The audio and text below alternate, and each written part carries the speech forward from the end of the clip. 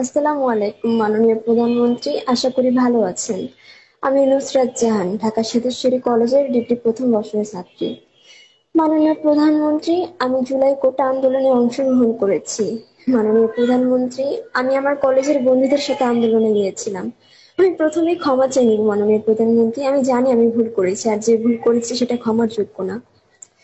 আমি যখন আন্দোলনে গিয়েছিলাম তখন জানতাম না এটা ছিল সরকার উৎখাত করার একটা ষড়যন্ত্র। আমরা শুধু কোটা উৎখাতের জন্য আন্দোলনে নেমেছিলাম।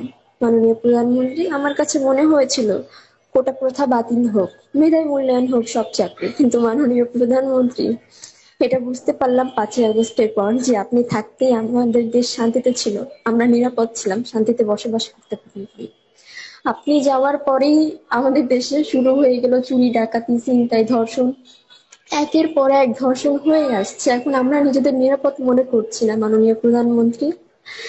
আজ ধর্ষণকারীদের বিরুদ্ধে প্রতিবাদ জানাতে গিয়ে এমন ভাবে হুমকি নিতে হচ্ছে, এমন ভাবে হুমকি শুনছি যেন তারা আমাকেই ধর্ষণ করবে পরবর্তীতে।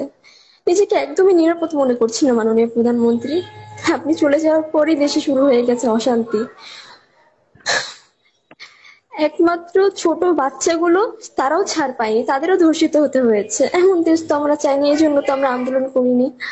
আমরা একটা সুন্দর বাংলাদেশ চেয়েছিলাম, সেটা আমরা পাইনি, ব্যর্থ হয়েছি।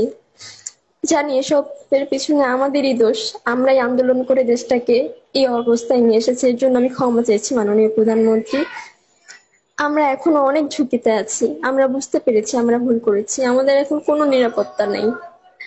এমনকি 5ই আগস্টের পর আমার নিজের বাড়িতেও চুরি ডাকাতি হয়েছে, অনেক হুমকির মধ্যে আছি। আমি যদি পরিচয় প্রকাশ করে এই কথাগুলো বলি তাহলে আমার বাড়িতে আবার অ্যাটাক করা হবে, এজন্য আমার পরিচয় লুকাতে হচ্ছে মাননীয় প্রধানমন্ত্রী। আমরা আমাদের বাক স্বাধীনতা হারাই ফেলছি। দেশ নাকি সংস্কার চলছে, কোথায় কোটার জায়গায় কোটা রইলো, মাঝখান দিয়ে আমাদের দেশটা ধ্বংস হলো। এমন দেশ আমরা চাইনি মাননীয় প্রধানমন্ত্রী, এরকম বাংলাদেশ আমরা চাইনি। মনে হয় এই 10 মাসের চেয়ে 15 বছর, বিগত 15 বছর অনেক ভালো ছিলাম আমরা। দেশ এগিয়ে গেছিল, আমাদের জন্য আজ দেশের এই অবস্থা। এই জন্য আমি ক্ষমা চাচ্ছি মাননীয় প্রধানমন্ত্রী।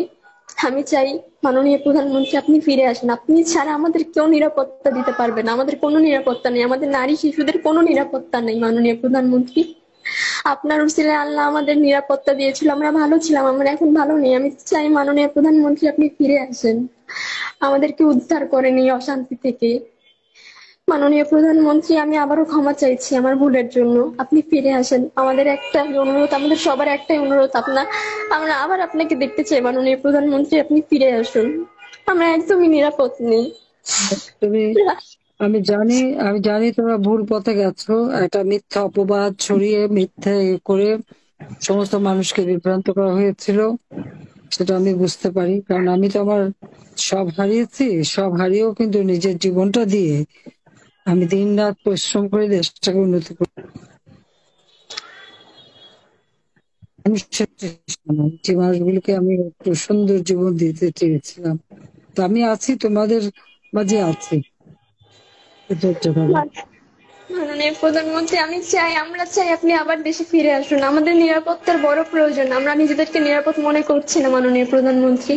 আমি জানি না এর পরবর্তীতে আমাদের কি হতে পারে, আমাদের সাথে কি হতে পারে, একের পর এক সময় হলেই ধর্ষণ। চলে আসবে, সময় হলেই চলে আসবো। ঠিক আছে, তুমি ধৈর্য ধরো, ধৈর্য ধরো।